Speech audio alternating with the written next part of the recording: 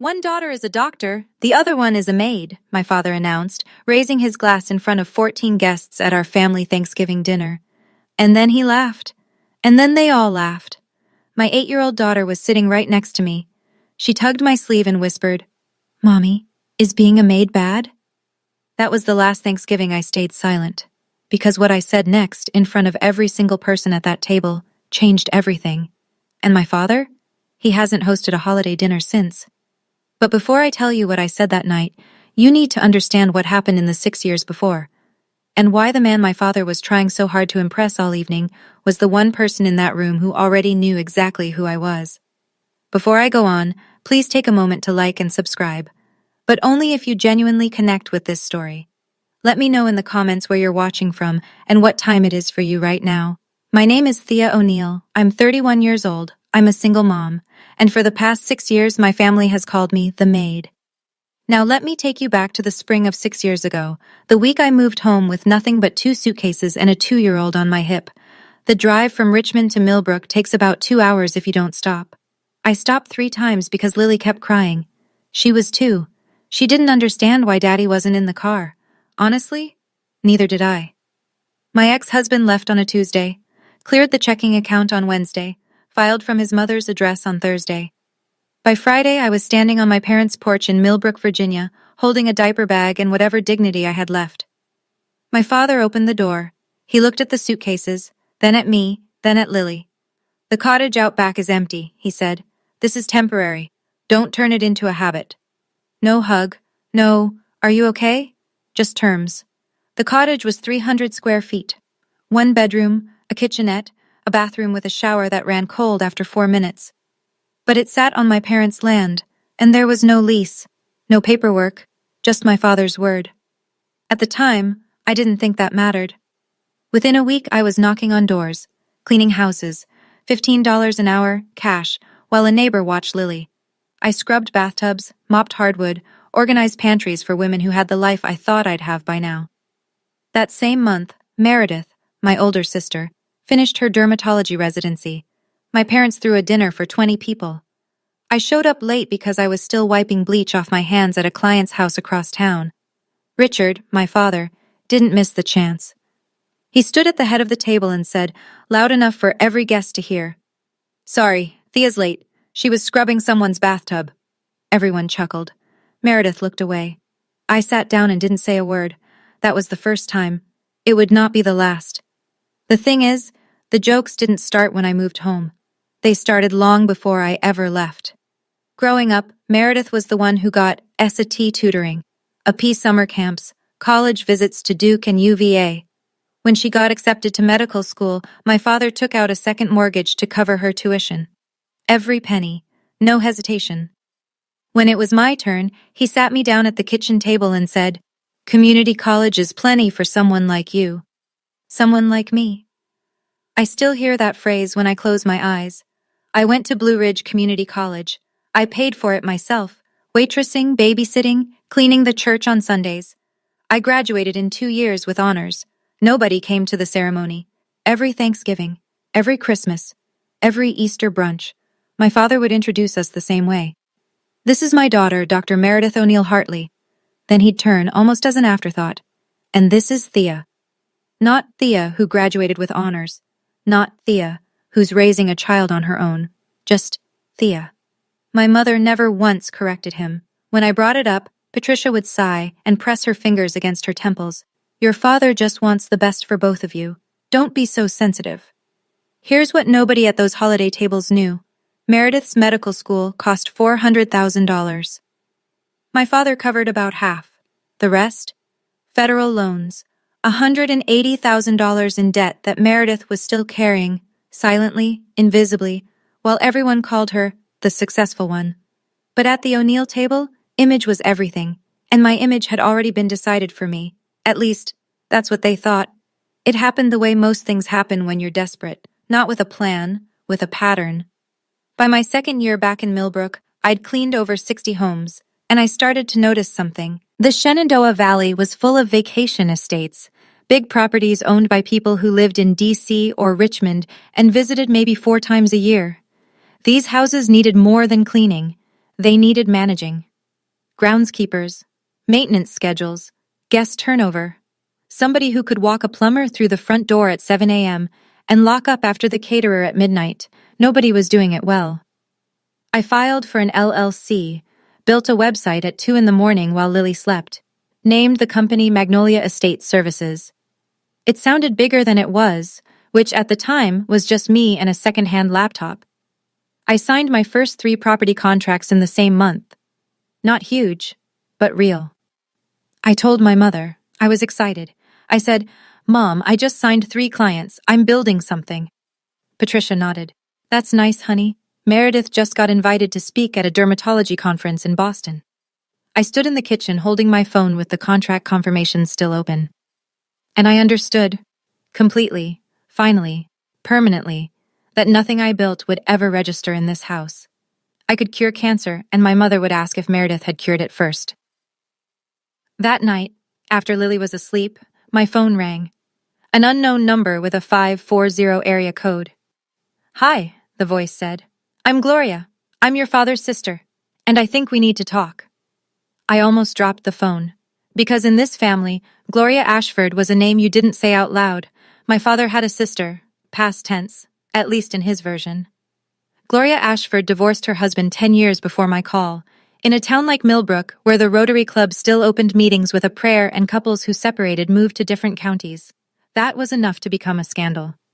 But Gloria didn't move. She stayed. Opened an antique shop on Birch Street, lived alone and liked it. Richard cut her off completely. Told us she was a disgrace to the family name. I hadn't spoken to her in a decade.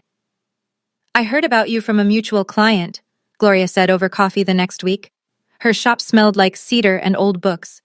"A woman whose lake house you manage. She couldn't stop talking about you." Small towns. Everyone knows someone who knows someone. Gloria didn't waste time. "I want to invest in your company. $15,000. Not a loan, equity. Because somebody should have believed in you a long time ago." I stared at her. 15,000 was more than I'd made in the last 3 months combined. "I'm not doing this to spite your brother," she added, like she could read my mind. "Then why?" "Because I know what it's like to be erased from a family for choosing your own life." She set her cup down. "Sound familiar?" I took the money, hired 2 part-time employees, started running operations like a real company instead of a one-woman scramble. Before I left, Gloria said something that stayed with me. "Family should be a safe place, Thea, not a cage." Then she paused. "There's something I know about your father that you don't, but not yet." I drove home with more questions than answers, and a check that would change everything. 2 years. That's how long the quiet lasted. By 27, I had 5 employees, 8 properties under contract, and a growing reputation in the valley. Magnolia was still small, but it was real. I reinvested every dollar, bought a proper work van, printed business cards with a logo Lily helped me pick. A white magnolia on dark green. I was still living in the cottage, still on my father's land, still without a lease. That's when Richard decided to remind me. It was a Sunday dinner, the only kind my parents hosted where they didn't invite an audience. Meatloaf, mashed potatoes, Meredith and Donald across the table, Lily coloring in the corner.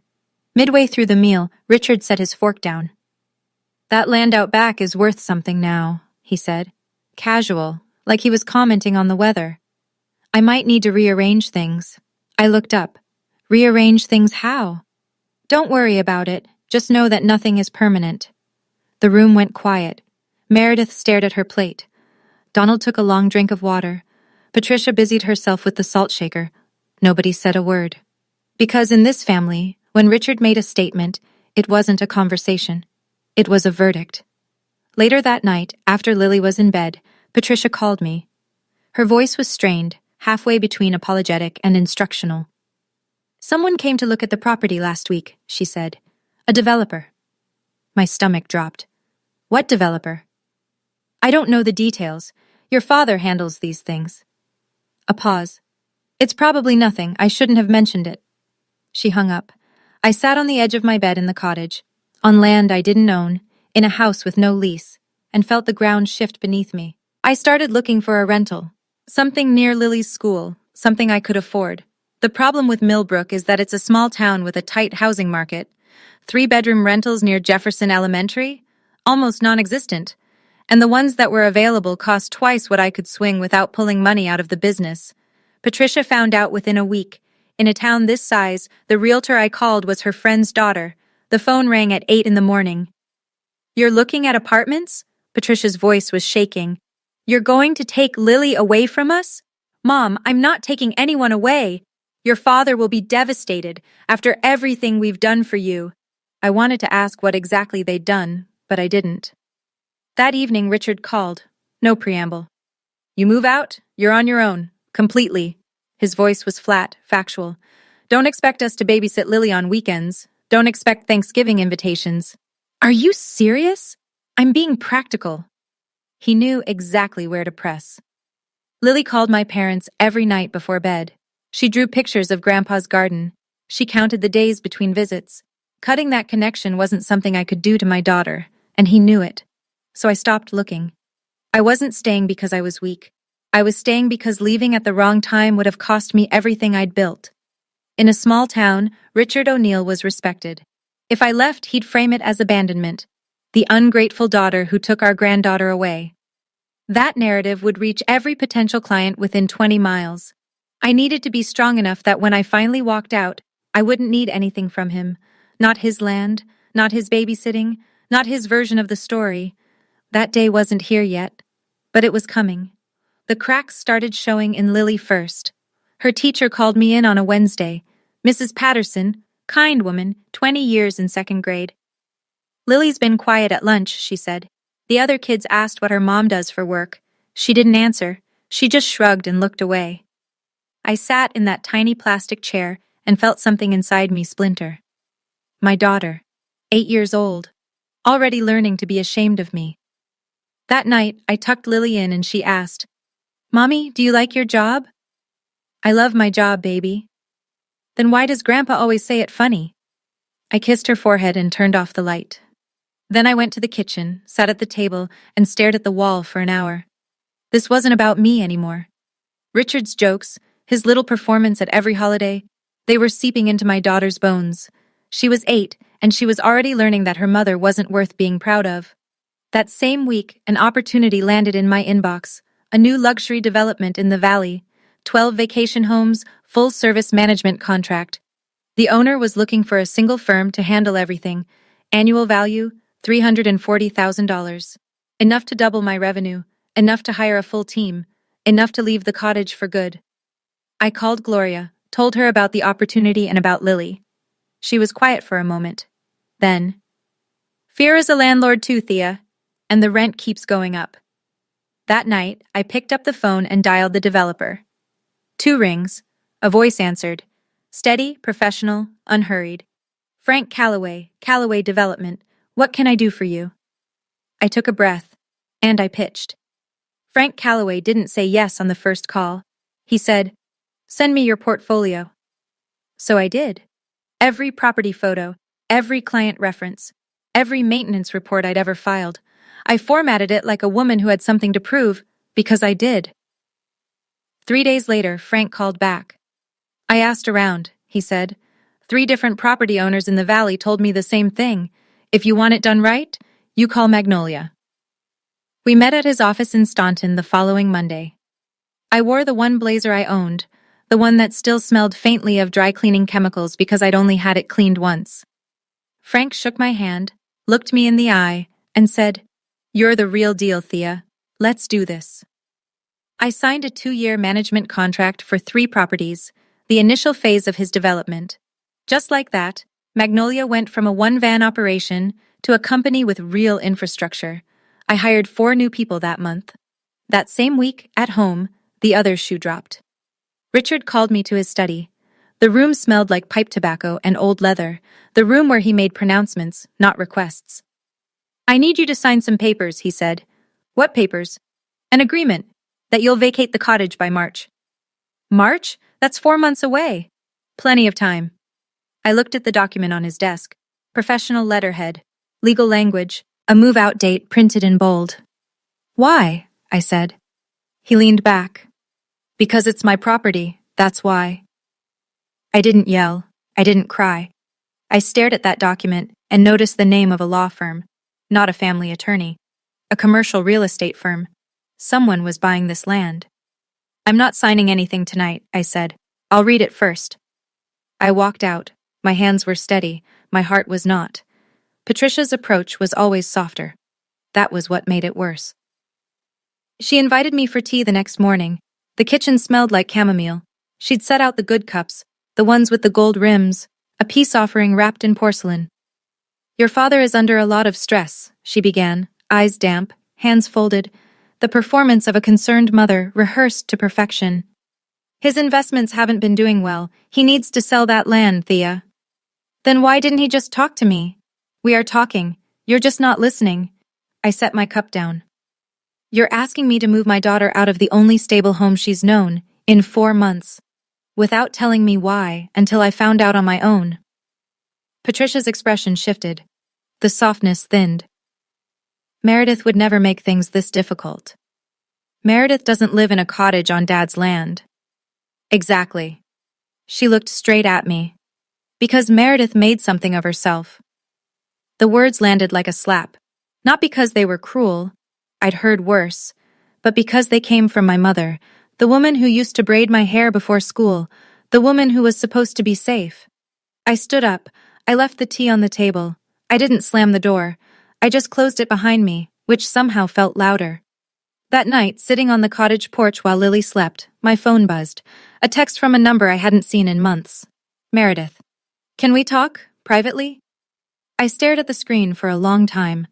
My sister hadn't texted me in over a year. Not for my birthday, not for Lily's, not for anything. And now, out of nowhere, she wanted to talk. Something was wrong. I just didn't know which part yet. We met at a coffee shop in Waynesboro, 20 minutes from Millbrook, far enough that nobody would report back. Meredith looked different. Not bad, exactly. Just reduced. Her hair was pulled back. No earrings. The confident posture I'd grown up envying had softened into something closer to exhaustion. She ordered black coffee. I ordered the same. We sat near the window, and for a full minute, neither of us spoke. Then she said it. Donald wants a divorce. I blinked. Since when? Since July. We've been pretending for 4 months. Why are you telling me? She looked at her cup. Because you're the only person in this family who knows what it's like to start over. I didn't expect that to hit as hard as it did. Meredith, the golden daughter, the one whose name opened every toast, was sitting across from me in a coffee shop asking me how to survive. Another silence, then quieter. I know they treat you differently. I never said anything. I should have. I didn't tell her it was okay, because it wasn't. How much debt are you carrying? I asked instead. She flinched. 180,000. Federal loans. Donald managed the payments. If we split? She trailed off. I could fill in the rest. She asked if I knew a good divorce lawyer. I gave her a name, the same one I'd used 5 years ago. She wrote it down on a napkin, folded it into her purse, and for a moment looked exactly like the scared 19-year-old I remembered from before medical school, turned her into a title. I didn't feel sorry for her, but I didn't feel satisfied either. I just felt tired. Driving home, I thought about how funny it was, both O'Neill daughters, sitting in coffee shops, trying to figure out how to survive men who failed them. At that point, I kept asking myself, if Meredith was also falling apart, why did my parents need this perfect image so badly? Why had they spent decades building a showcase family when nobody inside it was actually okay? Do you think that's love, or just fear of what the neighbors might say? I'd really love to hear your thoughts. Drop them in the comments. 3 months before Thanksgiving. That's when the phone call came. Magnolia had grown. 12 employees. 15 luxury properties across the Shenandoah Valley. Revenue had crossed the 2 million mark earlier that year, and I was running a real operation, scheduling software, uniformed crews, quarterly client reviews. The girl who scrubbed bathtubs for $15 an hour now signed contracts over lunch. Nobody in my family knew the scale. To them, I was still Thea, the one who cleans houses. Then a journalist called. Hi, Ms. O'Neill. I'm with the Shenandoah Business Journal. We're doing a feature on local entrepreneurs under 35. Your name came up 3 times from different referrals. 3 different people had recommended me. Not Meredith, not my father's Rotary contacts. Me. I agreed to the interview on one condition. Please don't mention my family or my personal background. This is about the business. The reporter, a young woman named Kelsey, spent 2 hours with me at one of the estate properties I managed. She took photos of the team at work. She asked about revenue, growth strategy, client retention. She treated me like a CEO, because that's what I was. This issue publishes the week of Thanksgiving, Kelsey said as she packed up. You'll get an advance copy. Thanksgiving. The timing felt almost poetic. I didn't tell my parents. I didn't tell Meredith. The only person I told was Gloria, who listened on the phone and then laughed, a warm, surprised laugh. Well, she said, that's going to make for an interesting holiday. For the first time in 6 years, someone was asking about my work not as a punchline, but as a success story. And I carried that feeling quietly, tucked inside my chest like a lit match in a dark room. Waiting. 2 weeks before Thanksgiving, I was in the kitchen at the main house, helping Patricia sort through her guest list, when Richard walked in, chest puffed, holding his phone like a trophy. Guess who's coming to Thanksgiving, he said. Patricia looked up. Who? Frank Calloway. He said the name like he was announcing royalty. Frank Calloway, owner of Calloway Development Group, the biggest residential developer in the Shenandoah Valley. Richard had been circling Frank for months, trying to finalize the sale of his land. This is my shot, Richard continued. Calloway at our table. Good food, good wine, good impressions. By New Year's, the deal is done. I stood at the counter, holding a serving spoon, and felt my blood turn cold. Frank Calloway. The man I had a standing video call with every Tuesday at 9 a.m. The man whose properties I'd managed for 2 years. The man who called me the most reliable operator in the region. My father had never once asked the name of my company. He'd never visited my office. He'd never Googled me. And Frank? Frank had no reason to know my maiden name or that the woman who ran Magnolia Estate Services went home at night to a 300-square-foot cottage behind her father's house, 2 separate worlds, about to collide at the same dinner table. I excused myself, drove back to the cottage, called Gloria. Frank Calloway is coming to Thanksgiving, I said. Dad invited him. A beat of silence. Then Gloria exhaled slowly. Well, she said, this is going to be very interesting. What do I do? Nothing. You don't have to do anything, Thea. The truth has a way of showing up on its own. Then she added, almost casually, I have my own plans for Thanksgiving this year. I didn't ask what she meant. I probably should have. The Monday before Thanksgiving. My father called me to his study, again. This time the document was different, thicker, notarized on one side, a move-out agreement with a printed deadline, March 1st. Sign this by Thanksgiving, Richard said. He didn't sit down. He stood behind his desk like a man used to towering over people. After that, I'm involving a lawyer. I picked up the papers, read slowly, move-out terms, waiver of claims to the property, and buried on the second page, the sale price. $410,000. Richard was selling the land I lived on, the land Lily knew as home. I turned to the last page and saw the buyer's name, Calloway Development Group. My stomach dropped so fast I thought I'd be sick. My father was selling the property to my biggest client, the same man he'd invited to Thanksgiving dinner. The same man who didn't know that the cottage Richard promised was empty had me and my daughter sleeping in it every night. I looked at Richard. He looked back. Steady, unbothered, like a man who had already won. You told Frank the cottage was empty, I said. Not a question. It will be. Because you're making me leave. Because I'm making a business decision. I set the papers down on his desk. Didn't sign, didn't argue, just walked to the door. Thea. His voice hardened. Don't make this harder than it needs to be. I turned the knob. I'm not the one making this hard, Dad. I walked to the cottage, closed the door, sat on the floor, and called my accountant. Then my lawyer. Then Gloria. Thanksgiving was in 5 days. And for the first time in 6 years, I wasn't dreading it. I was ready. Thanksgiving morning smelled like cinnamon and rosemary, and something I couldn't name, maybe dread. I woke up early, dressed Lily in her green corduroy dress, the one with the tiny embroidered leaves. She twirled in front of the mirror and asked, Do I look pretty, Mommy? You look perfect. Will Grandpa be nice today? I knelt down, brushed a strand of hair behind her ear. I don't know, baby, but I'll be right next to you the whole time. By 9 a.m., I was in my parents' kitchen, apron on, hair up, hands in a turkey. Same as every year. Patricia assigned the cooking to me because Meredith has to get ready. As if roasting a 20-pound bird and making 4 sides from scratch wasn't work worth getting ready for. Meredith arrived at noon.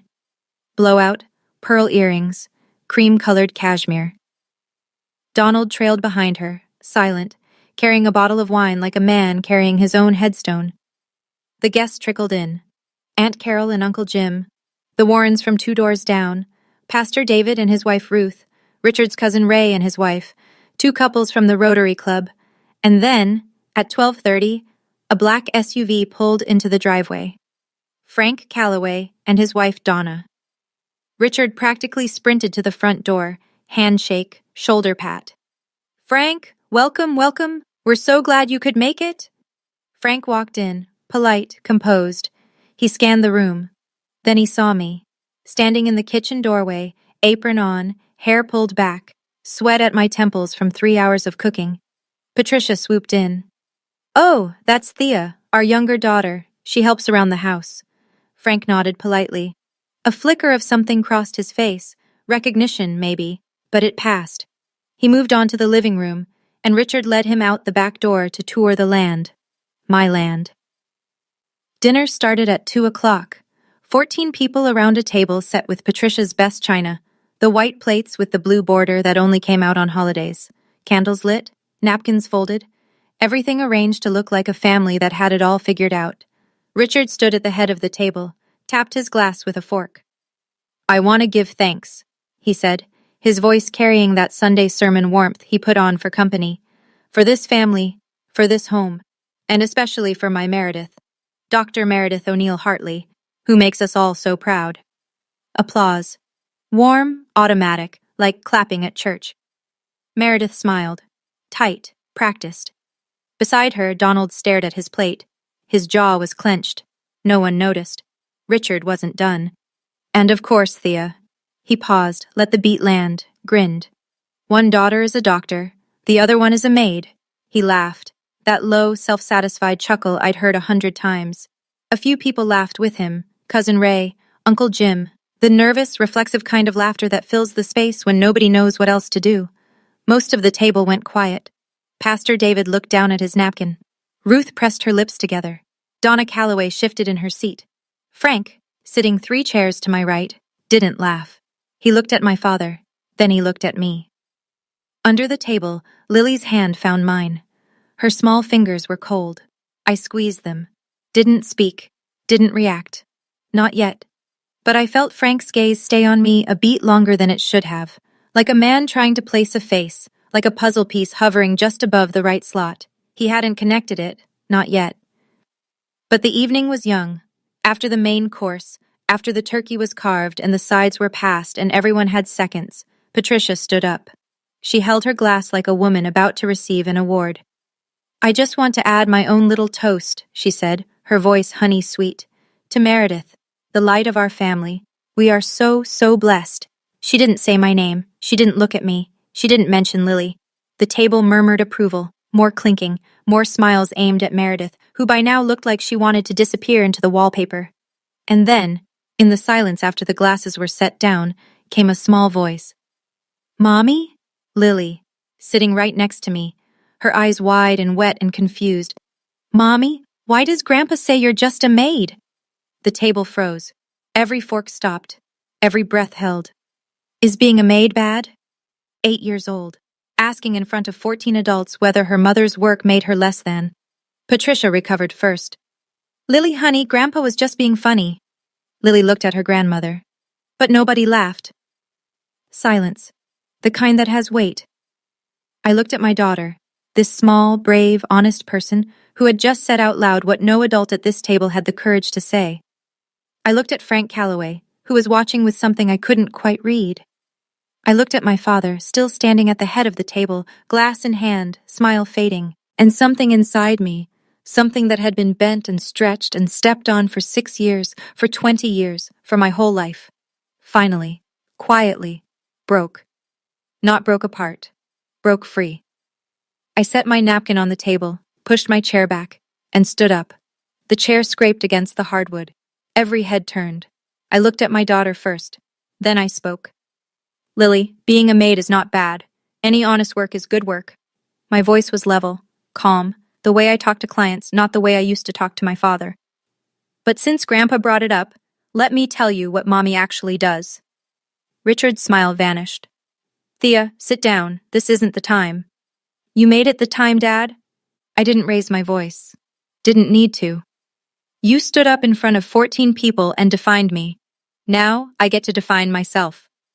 The room was airless. Patricia's hand went to her throat. Meredith's eyes went wide. I started by cleaning houses, I said, looking at Lily but speaking to every person at that table. That's true. I'm not ashamed of that. But I didn't stop there. I let one beat of silence pass. I built a company. It's called Magnolia Estate Services. I manage 15 luxury properties across the Shenandoah Valley. I have 12 full-time employees, and last year my revenue was $2.3 million. Nothing. No sound. No movement. Just 14 people recalculating everything they thought they knew about me. Richard's face. I'll never forget it. The color drained from his cheeks like someone had pulled a plug. His mouth opened, closed, opened again. Patricia. Thea, why are you making a scene? I'm not making a scene, Mom. I'm finishing Dad's toast. Then from the far end of the table, I heard a glass being set down. Slowly, deliberately.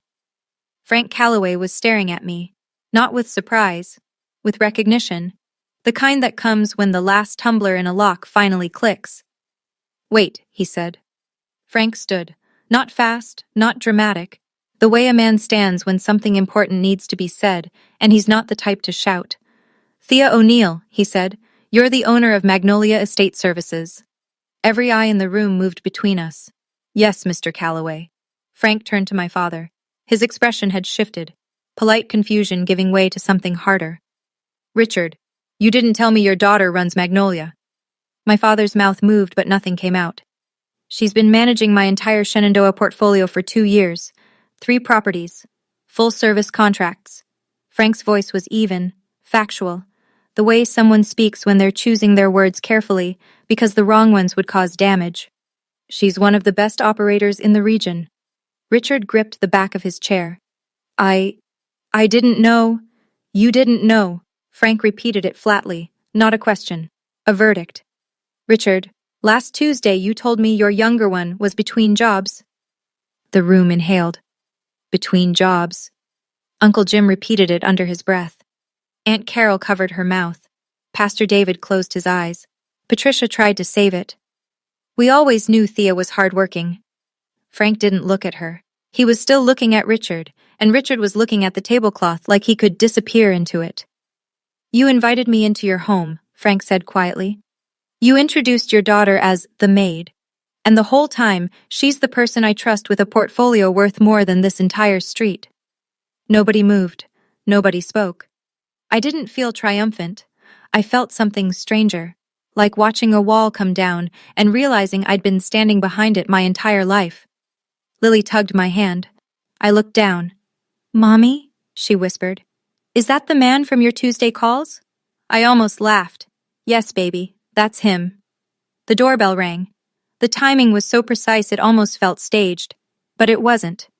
Gloria had always had a sense for dramatic entrances, probably the one thing she and Richard had in common. Patricia opened the door. Her face went white. Gloria Ashford stood on the porch in a navy coat, holding a bottle of wine in one hand and a magazine in the other. Her silver hair was pinned back, and she smiled the way a woman smiles when she's been waiting 10 years for this exact moment. What are you doing here? Richard's voice cracked. You weren't invited. I know. Gloria stepped inside. Her eyes swept the room, the frozen guests, the scattered silverware, the 14 faces that looked like they'd collectively forgotten how to breathe. But I brought something for my niece. She walked past Patricia, past Richard, straight to the table. She laid the Shenandoah Business Journal flat on the white tablecloth, right between the cranberry sauce and the gravy boat. Then she opened it to the feature spread, a full page with a photograph of me standing in front of a stone estate, arms crossed, Magnolia logo on the van behind me. The headline, Magnolia Estate Services, how a single mom built a $2.3 million business from scratch. The magazine went hand to hand. Aunt Carol, Pastor David, Ruth, Donna Calloway, who read it twice. Ray's wife held it up to the light like she was inspecting a diamond. Richard stood at the head of the table and watched his carefully constructed evening disintegrate. Gloria looked at her brother, not with cruelty, but with something closer to grief. "You've been so busy being ashamed of your daughter," she said, "that you missed what she actually became." Richard said nothing. For the first time in 63 years, Richard O'Neill had absolutely nothing to say. Frank picked up the magazine, read the first paragraph, set it down. Then he turned to Richard with the expression of a man who's just had a contract renegotiated without his consent. "Richard," his voice was measured, "the land you're selling me, that's the land your daughter lives on?" Richard's jaw tightened. "That's a separate matter." "Is your daughter being displaced because of our deal?" Silence again. But this silence had teeth. I spoke. Not loudly, not with any satisfaction, just clearly. "I saw the contract on his desk last week. He asked me to sign a move-out agreement by Thanksgiving. The sale price is $410,000, and he told you the cottage was empty." Frank sat back in his chair. He rubbed his forehead with one hand. "Richard, I don't do business this way. Frank, this is a family matter. It became my business the moment you lied to me." Frank shook his head. "You told me that cottage was vacant. I based my offer on that." The table had splintered into a dozen private reactions. Aunt Carol whispered to Jim. Pastor David's wife gripped her husband's arm. The Warrens looked like they were watching a car accident in slow motion. And then, from the quiet end of the table, Donald Hartley spoke. "I'm sorry," he said. His voice was hoarse, like he hadn't used it in weeks. "But this isn't right. None of this is right." Meredith looked at her husband. For a moment, something passed between them. Not love, not forgiveness, but maybe the ghost of why they'd chosen each other in the first place. She reached under the table and took his hand. The room was in ruins. Not from yelling, not from violence, just from the truth, standing in the middle of a Thanksgiving table, refusing to sit back down. Frank stood up. He buttoned his jacket, a small, deliberate gesture that somehow said more than any speech could. "Richard, I'm going to need to pause our discussions about the land." His voice was cordial, professional, final. "I need to think about this." Everyone at that table understood. Pause meant done. The way we should talk means it's already over. Richard tried. "Frank, let's discuss this privately. We've been talking privately." Frank straightened his cuffs.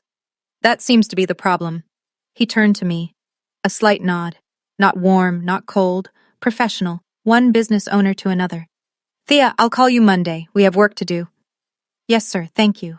Frank placed his hand on Donna's back. She stood, gathered her purse, and they walked out the front door without looking back. Within 5 minutes, Pastor David and Ruth excused themselves.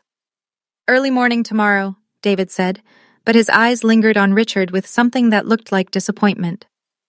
The Warrens followed, then Ray and his wife. The excuse carousel turned and turned, headache, long drive, early flight, until the table that had seated 14 was down to 6. Richard sat in his chair, the patriarch at the head of an empty table. His glass was still full. His plate was untouched. The man who had opened the evening with a toast and a laugh now sat in a silence so thick you could hear the candles burning down. $410,000. Gone. His reputation in a community that valued reputation above almost everything? Shattered. Not because I attacked him, not because I humiliated him, but because I told the truth. And the truth did what it always does when you've been lying long enough. It introduced itself. The house was quiet now, dishes untouched, candles guttering, 6 people in a room that felt emptier than 0. I lifted Lily off her chair. She wrapped her arms around my neck and rested her head on my shoulder, the way she did when she was 2, back when I carried her into this house with nothing. I walked to where Richard and Patricia sat. Not close, just close enough. "I'll be out of the cottage by the end of the month." Richard looked up. "Not because you asked," I said. "Because I should have left a long time ago." "Thea?" His voice was smaller than I'd ever heard it. "I'm not angry, Dad. I'm done waiting for you to see me." Patricia's face crumpled. The tears came. Real ones this time. not the ones she used as currency. But for the first time in my life, I didn't rush to fix them. I looked at Meredith. She sat with her hands flat on the table, mascara slightly smudged, Donald's arm still touching hers. She met my eyes and nodded. Small, no words needed. I turned and walked to the front door. Gloria was standing on the porch. She hadn't come inside for the ending. She'd been waiting out here, hands in her coat pockets, watching the November sky turn dark. My living room is big enough, she said simply. Plenty of space for two. Lily lifted her head and looked at Gloria. Are you the lady who sends me birthday cards? Gloria smiled. Every single year, sweetheart. I strapped Lily into the car seat, closed the door, sat behind the wheel. In the rearview mirror, the house got smaller, the porch light flickered. Nobody came out to wave. I took a breath, a full one, deep enough to fill every corner of my lungs. For the first time in 6 years. In a town like Millbrook, you don't need the internet, you have church. By Sunday, 3 days after Thanksgiving, the story had traveled through every pew, every coffee hour, every parking lot conversation after service. 14 guests meant 14 households, and each household told 5 more. By the time the week was out, every person who'd ever shaken Richard O'Neill's hand at a Rotary meeting knew what had happened at his dinner table. The fallout was specific and measurable. Pastor David called Richard directly. I think it's best if you step back from the fundraiser committee this year, Richard. Focus on your family. Translation: don't show your face. Patricia's Women's Auxiliary Group, the one that organized the Christmas charity drive every December, politely informed her that we're going in a different direction with leadership this year. The woman who delivered the message told a friend, who told her hairdresser, who told me, we need people who uplift other women, Patricia. The Shenandoah Business Journal hit newsstands that Wednesday. Kelsey's article ran with my photo on the secondary cover. Within the week, 3 property owners I'd never contacted reached out to Magnolia. I read the article, each one said, like a password. Mrs. Patterson, Lily's teacher, stopped me at pickup. I saw it, she said, holding up the magazine. I always knew there was more to you than this town gave you credit for. In the grocery store, at the gas station, at the post office, people looked at me differently. Not with pity, not with the polite condescension I'd grown accustomed to, with something new, respect. And Richard? Richard, who had built his entire identity on being the most respected man on his street, stopped going to church, stopped going to Rotary, stopped answering his phone. The silence from the big house was deafening. Meredith called 2 days after Thanksgiving, not to apologize on behalf of our parents, not to smooth things over. Donald and I are separating, she said. I told Mom and Dad last night. How did they take it? A long pause. Mom said, this can't be happening. First Thea, now you. Meredith's voice cracked on the word first, like she was hearing it for what it really was. Not concern, but inventory. Patricia wasn't mourning her daughter's pain. She was counting her losses. And Dad? Nothing. He just sat there. I think he's run out of speeches. I pictured it. Richard at his desk, the patriarch who had lost his audience and his stage in the same week. A man who'd spent decades performing fatherhood for other people and had never learned how to do it in private. Meredith started calling me more after that. Not long conversations. Short ones. Awkward. Honest. How did you do this at 24? She asked one night. Badly, but I did it. She laughed. A real one, the kind I hadn't heard from her since we were kids sharing a bedroom and whispering past midnight. I always thought you were the brave one, she said quietly. I was just the one with the diploma on the wall. I didn't correct her, because she was right. Not about the bravery, about the diploma. That's all it had ever been. A diploma on a wall in a house where image was everything and love was conditional. We weren't suddenly close. There was too much silence between us for that. But something had shifted, like 2 trees that had grown in different directions finally finding out their roots still touched underground. It wasn't a movie ending. It was a Tuesday night phone call, and that was enough. The call came 2 weeks after Thanksgiving. I was washing dishes in Gloria's kitchen when my phone lit up. DAD. I dried my hands, answered. Thea. His voice was different. Not softer exactly, but smaller. like someone had turned down the volume on a speaker that had been blasting for 63 years. "Hi, Dad. You've made your point. Can we move past this?" I leaned against the counter. "Move past what, exactly?" "The Thanksgiving thing." "That wasn't a thing, Dad. That was 14 people watching you humiliate your own daughter while she cooked your dinner in front of her child." Silence. The kind that stretches so long you can hear the other person breathing. "I didn't mean to." "You didn't mean to get caught. There's a difference." More silence. I could hear a clock ticking on his end, the old grandfather clock in the hallway, the one that had been there since I was 4. "The land deal fell through," he said, quieter now. "Frank pulled out." "I know. I'm in trouble, Thea, financially." I closed my eyes. Part of me wanted to help. The part that was his daughter. The part that remembered him teaching me to ride a bike in that driveway, holding the seat until I could balance. But I wasn't going to save a man who had spent 6 years drowning me. "When you're ready to talk, really talk, I'll be here." I kept my voice steady, not cold, not warm, just clear. "But I won't sit at another table where my daughter learns to be ashamed of her mother." He didn't respond. The line went dead. I stood in Gloria's kitchen for a long time, phone in hand, staring at nothing. Lily ran through the hall chasing Gloria's cat, laughing. That sound was enough. It had to be. By mid-December, the townhouse was starting to feel like home.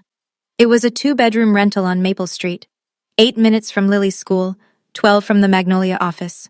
Not fancy. Clean. Ours.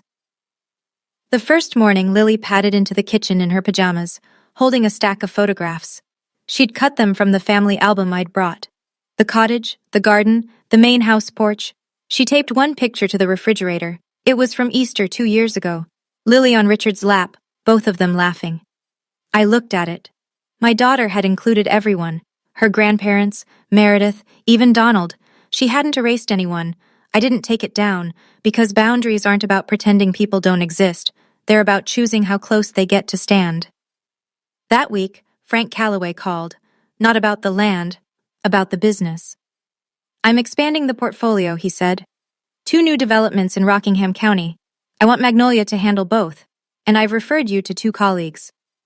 By January, revenue projections for the coming year hit $3.4 million. I hired 3 more people, moved from a home office to a real one, a converted storefront on Main Street with the Magnolia logo painted on the glass. Gloria came over every Sunday. She'd bring pecan pie, sit on the living room floor with Lily, and build Lego castles that were structurally questionable but architecturally ambitious. One Sunday, Lily looked up from her castle and said, "Mommy, I told my friend today that you run a whole company. She said that's really cool." I smiled. "What did you say?" I said, "I know, she's my mom." I turned to the window so Lily wouldn't see me cry, but Gloria saw.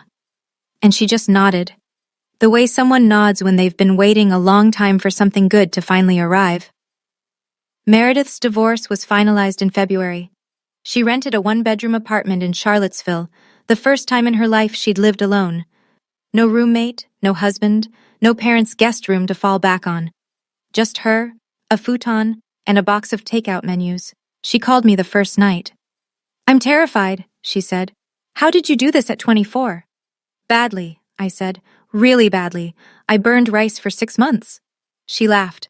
I laughed. It was the kind of laughter that only happens between people who've seen each other at their worst and decided to show up anyway. "Mom called," Meredith said after a beat. "She's upset that neither of us came home for Christmas." "That's her choice to be upset. We don't owe anyone a performance." A pause. "When did you get this wise?" "It's not wisdom, it's scar tissue." Meredith was quiet for a moment. Then, "You know what I used to be jealous of? Not your company, not the money." "Then what?" "The way you didn't care what they thought. I spent my whole life performing for Dad. The grades, the degree, the marriage. Every choice I made was a line in his speech. And the whole time you were just living." "I cared what they thought," I said. "I just ran out of room to show it." We talked for another hour. About nothing, about everything. Lily's school. Meredith's patience. A recipe for lemon chicken that neither of us could get right.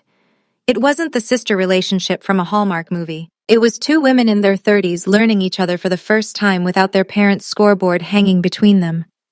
It was messy. It was real. And honestly, it was the best conversation I'd had in years. The letter arrived in March. Not an email, not a text. A handwritten envelope in my mailbox. The kind with a stamp pressed slightly crooked, like someone who hadn't mailed a letter in years. I recognized the handwriting. Tight, slanted, all capitals. My father wrote the same way on birthday cards when I was a child, back when he still sent them. I sat on the porch steps. Lily was at school. The street was quiet. Inside the envelope was a single card, cream-colored. No store-bought sentiment, just 6 words in blue ink. Thea, I read the article. Dad. 6 words. No, I'm sorry. No, I was wrong. No explanation, no excuse, no mention of the land deal or Thanksgiving, or the years of jokes that had cut deeper than he'd ever understand. I read the article. I held the card for a long time, turned it over. Nothing on the back. Part of me wanted to call him. The daughter part. The part that still remembered the weight of his hand on my shoulder when I learned to ride a bike, how he held on until I said I was ready, and how he let go exactly when I asked. But I didn't call. I set the card on the kitchen table next to a vase of magnolias Gloria had brought the day before. I didn't throw it away. I didn't frame it. I just left it there, like a door cracked open, not swung wide. Maybe it would take years. Maybe it would never come. A full conversation. A real apology. The kind that doesn't start with, "Can we move past this?" but with, "I see what I did." But my peace doesn't depend on his timing anymore. His 6 words weren't enough, but they were his first. And my peace doesn't depend on his second. I used to believe that if I worked hard enough, became successful enough, my parents would just change. Like there was a magic number, a revenue figure, a magazine cover, a title fancy enough to unlock their approval. But here's what I've learned. You can't earn love from people who aren't willing to give it. All you can do is stop letting that absence define you. If you're going through something like this, if you're still sitting at a table where you're the punchline, what have you done about it? Or what do you wish you'd done? Tell me in the comments. I'm telling you this story from the porch of my townhouse on Maple Street. It's a Thursday evening. Lily's inside, doing homework at the kitchen table, the one we picked out together at Gloria's antique shop. The Magnolia logo on my office window catches the light when I drive past every morning. 12 employees became 16. Frank's referrals became long-term contracts. The magazine article led to a local business award. And last month, a woman called from Richmond. She'd found Magnolia online and said, "I heard about you from my cousin. She said you started from nothing." I didn't correct her. Because nothing isn't the right word. I started from a 300-square-foot cottage, a 2-year-old daughter, and a family that thought I was a punchline. That's not nothing. That's everything, just pointed in the wrong direction. I don't tell this story for revenge. I'm not interested in making my father look bad. He did that himself, in front of 14 witnesses, on a holiday meant for gratitude. I tell this story because somewhere, right now, someone is watching this at 2 in the morning, lying in bed, wondering if they're allowed to say enough. Wondering if setting a boundary with the people who raised you makes you ungrateful, or selfish, or wrong. It doesn't. Setting a boundary is not betrayal. It's the first honest thing you can do in a relationship built on silence. And if no one else has told you, your work matters. Your effort matters. You don't need a title or a toast or anyone's permission to be proud of who you are. Lily and I are eating ice cream on the porch steps. The sun is going down. She's got chocolate on her chin and she's laughing at absolutely nothing. This is what freedom sounds like. If this story meant something to you, hit like and share it. Not for me, but for the next person who needs to hear it. Subscribe if you want more stories like this, from real people who stood up when staying quiet would have been easier. And if you haven't watched the last video, the link's right there in the description. I think you'll connect with that one too. Thank you for being here with me tonight. Take care of yourselves. And take care of each other.